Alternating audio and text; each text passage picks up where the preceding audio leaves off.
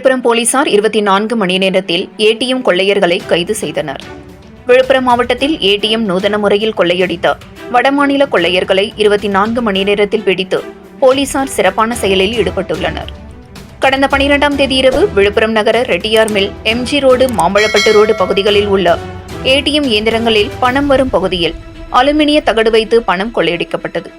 இதுகுறித்து மாவட்ட காவல் கண்காணிப்பாளர் பி. சரவணன் உத்தரவின் பேரில் நகர காவல் ஆய்வாளர் சித்ரா, காவல் உதவி ஆய்வாளர் ராஜேஷ், தனிப்படை காவல் உதவி ஆய்வாளர் லியோ சார்லஸ் மற்றும் போலீசார் விசாரணை நடத்தினர்.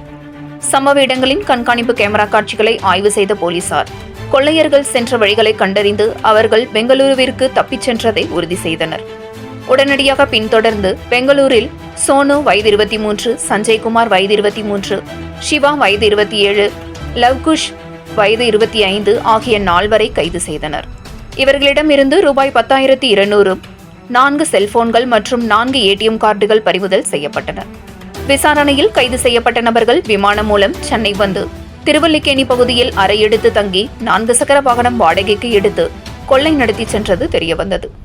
இவர்களுக்கு எதிராக பெங்களூர் மற்றும் உத்தரப்பிரதேசத்தில் பல ஏடிஎம் கொள்ளை வழக்குகள் நிலுவையில் உள்ளன.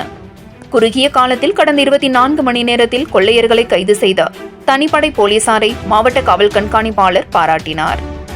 7 Green News செய்திகளுக்காக விழுப்புரம் மாவட்ட செய்தியாளர் எஸ். கலைக்குமார்.